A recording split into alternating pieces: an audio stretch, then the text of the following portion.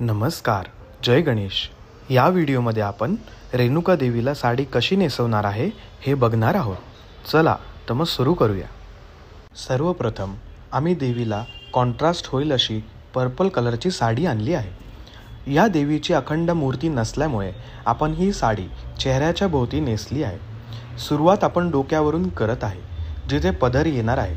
हे करत असताना साडीला अर्ध फोल्ड केले आहे आणि मग त्याला साडी पिनने पिनअप करायला घेतले आहे।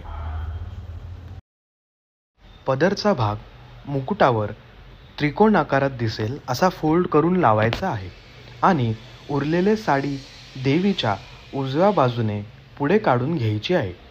देवीचा पदर बसवून झाल्यावर मुकुटाच्या वरच्या कॉर्नरला सुद्धा पिनअप करायचे आहे आणि देवीच्या उजव्या बाजूने साडीची एक प्लेट करून लावायचे आहे।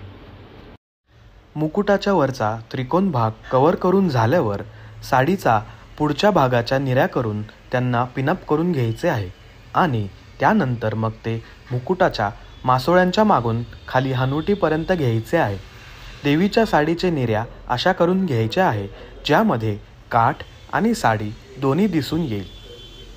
हे करून झाल्यावर खालचा जो भाग आहे त्याला आपण देवीची साडी पुढच्या बेसवरून फिरवून पुन्हा कानापाशी घेणार आहे।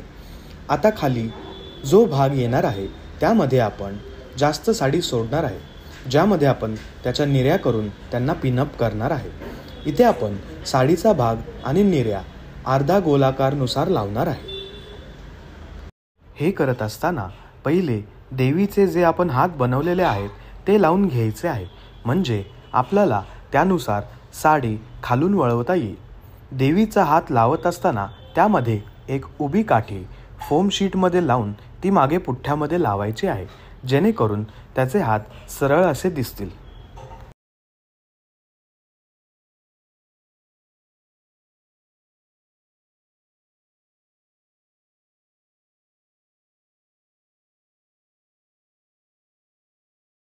प्लेट्सला आता सध्यासाठी तरी पिनअप करून घ्यायचे आहे आणि उरलेला भाग वरती पदरला कनेक्ट करायचा आहे। जसे आपण डाव्या बाजूला सुद्धा काठ आणि साडीचा भाग दिसून दिला आहे, तसेच उजव्या बाजूला सुद्धा दिसून द्यायचा आहे।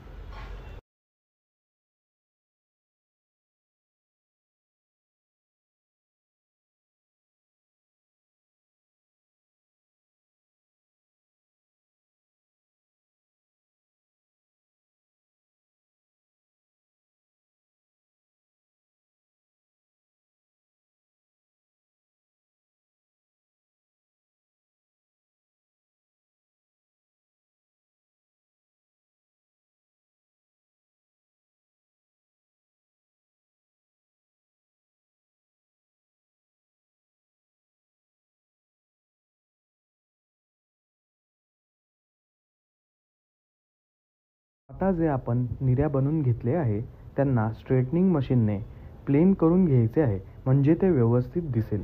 प्रत्येक प्लेटवरती स्ट्रेटनिंग मशीन फिरवायची आहे आणि सोबतच त्याला थोडा पिनअप पण करायचा आहे।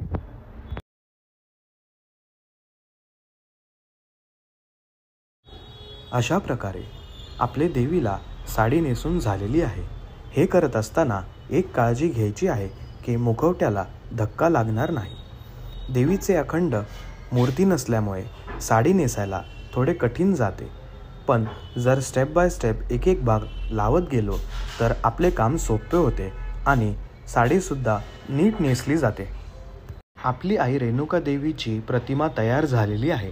पुढच्या भागामध्ये आपण आपले उरलेले गाभाऱ्याचे डिझायनिंग आणि देवीचा शृंगार बघणार आहोत।